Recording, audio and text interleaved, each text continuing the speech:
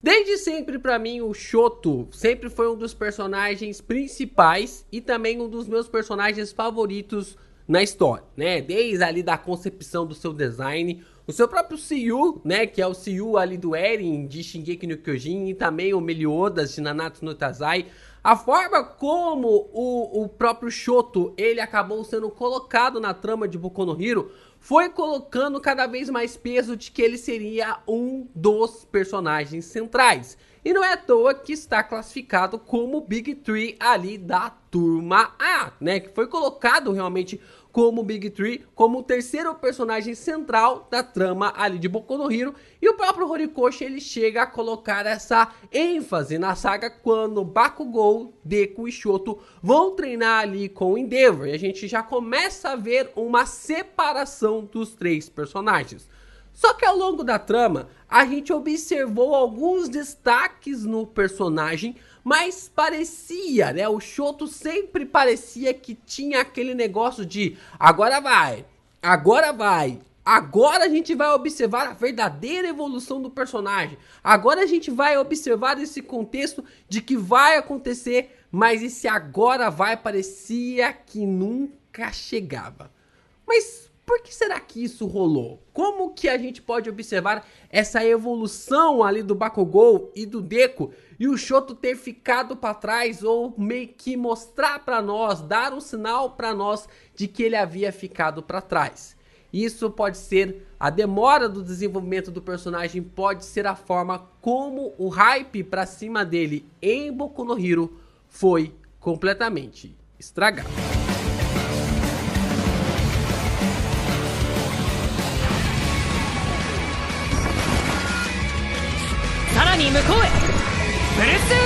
Yo, Geeks, aqui é o LP e vocês estão no canal do Geek Brasil. Fiquem ligados porque esse vídeo contém spoilers do mangá de Boku no Hero. Sim, pessoal, hoje a gente vai falar um pouco sobre o desenvolvimento do Shoto, né? Como o Horikoshi, ele acabou falhando, na minha concepção, claro, na minha concepção, em trazer um desenvolvimento decente sobre o personagem. Por que ele ficou meio preso ali, sempre no agora vai, agora a gente vai observar a evolução, agora o Shoto vem e sempre ficava patinando e não saindo do lugar. A gente vai discutir sobre esses detalhes e a forma importante como a falta, né, ou a demora de desenvolvimento do personagem tirou um bom momento, um bom ponto ali do hype em cima dele. Então, já deixem um like, se inscreve aqui no canal, ajuda a gente a bater nossa meta de 100 mil inscritos. A gente tá quase lá, falta bem pouco, a gente chegou agora aos 95 mil, então falta bem pouco. E compartilha esse vídeo lá no seu Instagram, me marca lá, @LPKickBrasil, tira uma selfie, tira um print aqui desse vídeo, me marca pra gente divulgar ainda mais o canal do Geek Brasil. Vamos lá, né? Semana passada a gente trouxe um vídeo bem legal, tentando destrinchar alguns detalhes do porquê Boku no Hero tem flopado tanto em alguns contextos, né? A gente não tá falando nem da animação tal, porque isso já é bater em cachorro morto. Ou falar também da Star and the Stripe, que também já é outro cachorro morto da obra ou coisa do tipo. A gente tá falando mais de contextos relacionados à obra do dia a dia, sagas e também ali a personagens que a gente andou acompanhando durante esses mais de 377 capítulos.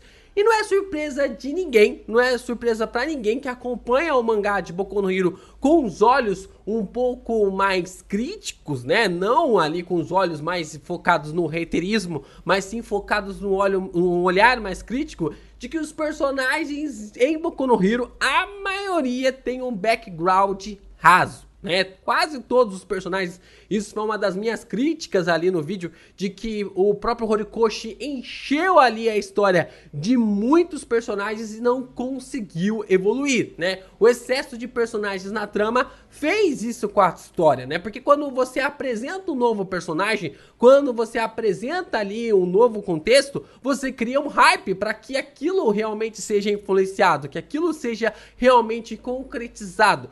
Só que aí, é claro, né, o Horikoshi percebeu que no meio da história não dava para desenvolver 500 personagens com o mesmo background.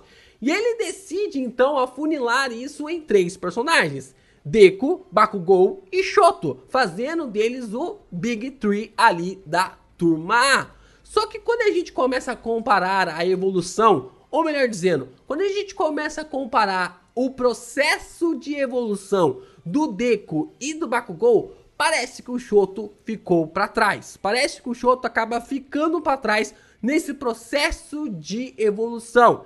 E aí vem a grande pergunta, por que o desenvolvimento do personagem demorou tanto para acontecer? É quase como se a gente tivesse nessa saga final, entre ali o Shoto tá em 15, 20 e o próprio Bakugou e o Deku está em 130 e 140, e nos últimos capítulos o próprio Horikoshi tivesse jogado ali o Shoto para 120, 130 para ficar equiparado ao Bakugou e também ao Deku. Então, isso de fazer, né, de pular esse meio termo da evolução, pular esse meio tempo da forma como poderia ser colocado na história, acabou a gente fazendo com que a gente perdesse um pouco de ligação com o personagem e até mesmo fazendo com que a gente tivesse essa perca no hype sobre o personagem. E isso é uma coisa bem comum no mundo dos mangás, né? Não é só o Horikoshi, não é só o Kohei que teve essa falha. A gente percebe que muitos personagens em outros mangás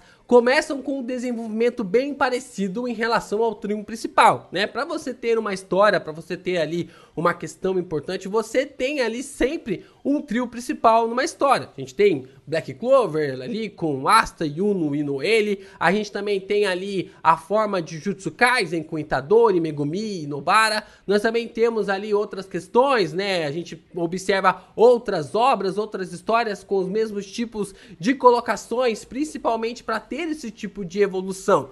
E a coisa mais que se parece ali Boku no Hero nesse quesito de evolução é como o Shoto parece evoluir da mesma forma que a Sakura em Naruto. Uma personagem que chega, tá no mesmo patamar ali que o Naruto e o Sasuke, mas a situação realmente dela de ser apenas colocada no mesmo patamar, né, o próprio Kishimoto tentar colocar ela no mesmo patamar que o Naruto e o Sasuke nos últimos minutos, nos últimos capítulos, faz com que muita gente duvide dessa posição da personagem. E o Shoto surge com a mesma perspectiva. Ele surge no mangá como um dos grandes destaques. A gente já percebia lá atrás que o Shoto era o equivalente a uma grande figura que poderia superar o poder do All Might. Afinal, ele tinha o mesmo poder de fogo que o seu pai e ele não tinha a limitação de ficar esquentando o seu corpo o tempo inteiro, já que o meio frio conseguia sempre trazer o meio quente de volta à tona. E essa forma realmente como o Shoto foi contrabalanceando, mostrava facilmente que ele poderia bater de frente, tanto com o Deku quanto também com o Bakugou em questão de poder. E é claro, né, a gente tem um personagem completamente apelão em habilidades e poderes, você tem que mexer com o psicológico dele, você tem que deixar ali alguma coisa para evoluir. E isso o próprio Horikoshi fez muito bem. A forma dele segurar o seu poder em relação ao seu pai, da forma como ele tinha um trauma com o seu pai e também com a sua mãe, acaba meio que segurando o personagem, mas isso não é um motivo para não melhorar ele durante a trama. Ele fica muito preso ali com as suas habilidades desde quando ele entrou na UA, desde quando ele entrou ali no primeiro ano da escola. E isso mostra como ele poderia ter evoluído as suas habilidades, os seus poderes de outras formas. Shoto poderia ter feito até mesmo a mesma coisa que o Deku quando surgiu a limitação do Prota em usar as suas mãos. Vocês lembram que o Deku tinha essa limitação de que se ficasse utilizando as suas mãos com o total poder do One for All, ele perderia a capacidade de usá-las? E depois ele acabou prosseguindo para usar os equipamentos e os gadgets feitos pela turma de manutenção, a turma realmente dos equipamentos, a criação de protótipos. Então, por que o Shoto não seguiu por esse mesmo caminho?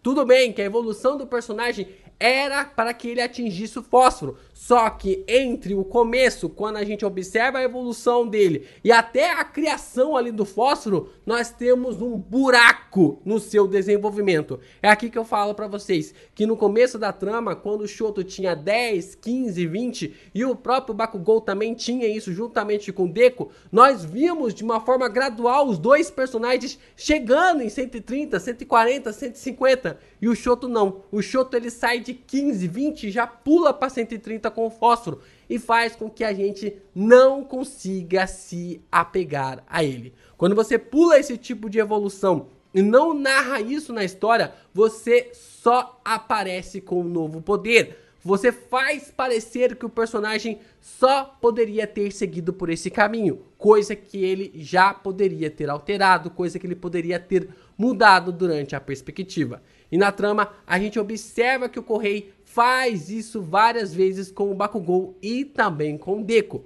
Mas por que o Shoto foi diferente? Por que com o Shoto ele não seguiu a mesma fórmula que estava prosseguindo tanto com o Bakugou quanto também ali com o Deku? Não estou dizendo que o fósforo deveria ter surgido do nada. Não estou dizendo que o fósforo deveria ter surgido lá atrás. Não, porque é um poder realmente para final de saga. É o último poder. É a forma realmente como o Shoto poderia evoluir estando no seu primeiro ano ali da Wei. Mas a evolução do Shoto de sair de alguém cabuloso, passar por alguém com medo, para uma pessoa com poder avassalador, sem ter um meio termo nisso tudo, pra mim acaba fazendo com que o personagem perdesse o hype do seu começo. Isso acaba até mesmo deixando com que as pessoas que estavam ansiosos sobre a batalha, e principalmente comigo, ali a forma como eu estava esperando a batalha do Shoto contra o Dabi, fazesse com que o personagem chegasse sem moral, né? A forma como o Dabi ele vinha num crescimento absurdo,